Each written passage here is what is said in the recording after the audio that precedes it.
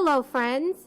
Thank you so much for joining me here tonight. So a new round of stimulus payments are going out, but only to Americans that meet the eligibility requirements. Friends, welcome back to my channel. This is your fourth stimulus check update and daily news report. Remember, I post several times a day to bring you up to date on the latest news and information. Many people are urging the federal government to issue a fourth round of stimulus checks to be passed by our progressive lawmakers for struggling Americans. However, some can expect another round of payments depending on where they're located in the United States. So right now, there are many states where Americans may receive another round of stimulus payments. The payments are coming from each state's individualized budgets. As Yahoo News reports, many of these U.S. state governors push for state-level stimulus checks for their residents. Hence, the amount the stimulus checks are differs for each state. The state of Texas does not have an actual crisis economic relief program, but instead, local school districts are giving employees stimulus checks known as retention bonuses. In Dallas, Texas, the stimulus checks are worth up to $2,000, while in Denton, educators will get up to $500 with a 2% pay raise. Other school districts are providing pay raises as well.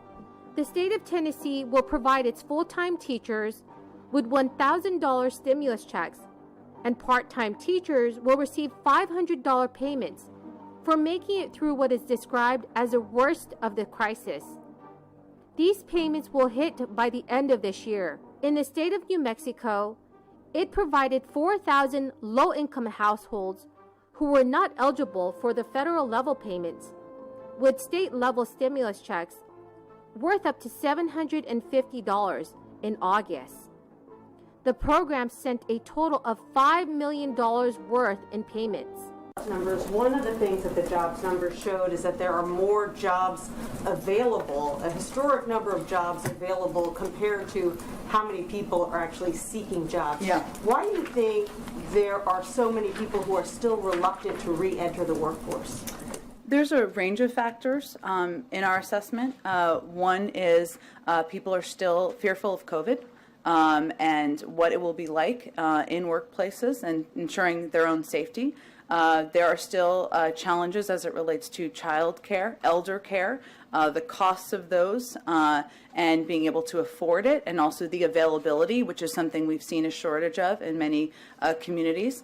And we'd also have seen that the pandemic, while it's been incredibly challenging on many, many levels, it's also prompted many people to rethink what their careers might look like and what careers they may pursue. So you're right, there are an enormous number of jobs that are still available out there in the workforce, and we believe those are the range of factors that are attributed to that. And then I was wondering if you could give us an update on the negotiations with Senators Manchin and Sinema. Democrats are expressing more and more public frustration with the two of them, arguing that they're not moving off of their positions. Are the two of them providing more concessions in private than they appear to be in public? And is the president getting frustrated?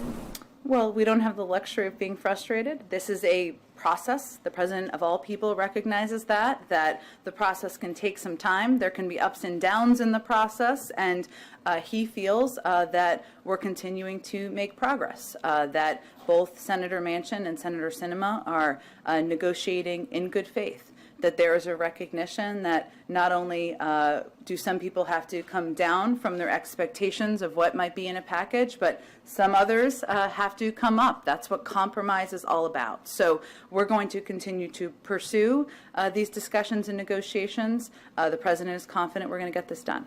Also, in Florida, educators are receiving $1,000 stimulus checks for their dedication to teaching during the crisis. Florida is also giving out $1,000 stimulus checks to all police officers, firefighters, emergency medical technicians, and paramedics. The state of California sent a second wave of state stimulus checks in August. Now a third round was sent out on October 5th.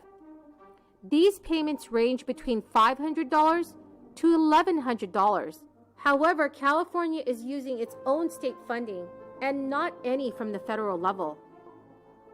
The prospect of a government shutdown has millions of Americans nervous, especially those who depend on federal benefits to help them pay for their bills, buy necessities, and obtain health care. President Biden warned that another no vote could push the U.S. closer to defaulting on loans and going into a deep recession. It's especially worrying for Supplemental Nutrition Assistance Program recipients who depend on the program to feed their families. Protections are in place to ensure the distribution of SNAP benefits during a shutdown, at least for the short term.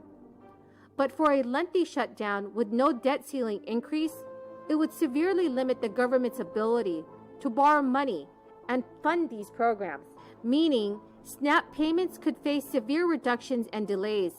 And this is according to the Nonprofit Center on Budget and Policy Priorities. Last week, a bill was passed to fund the government through December 3rd, 2021. And this is after Janet Yellen warned that by October 18th, the government will essentially run out of money and be faced with the prospect of shutting down non-essential federal services. Essential services, or those related to public safety, will continue operating. But the plan only covers a few days after a shutdown begins.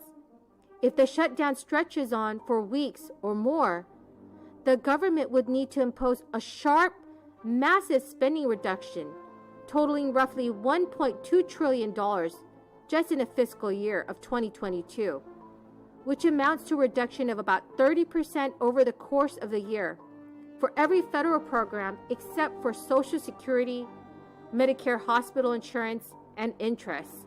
So right now, Representatives Ro Khanna had a suggestion for President Biden on a private conference call earlier this week.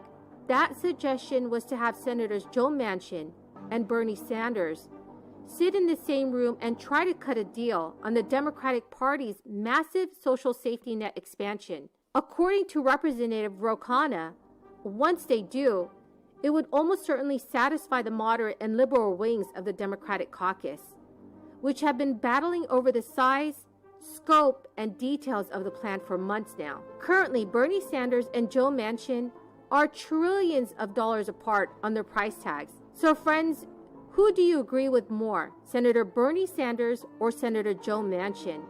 Please leave your thoughts in the comment section below.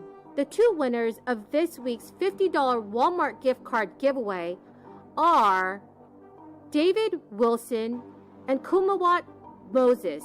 Congratulations to both of you. Thank you, friends, for joining me here tonight. I truly appreciate every single one of you who watch my videos. All you have to do is make sure that you are subscribed to my channel, like this video, and comment below the keyword. Thank you so much and have a very blessed weekend.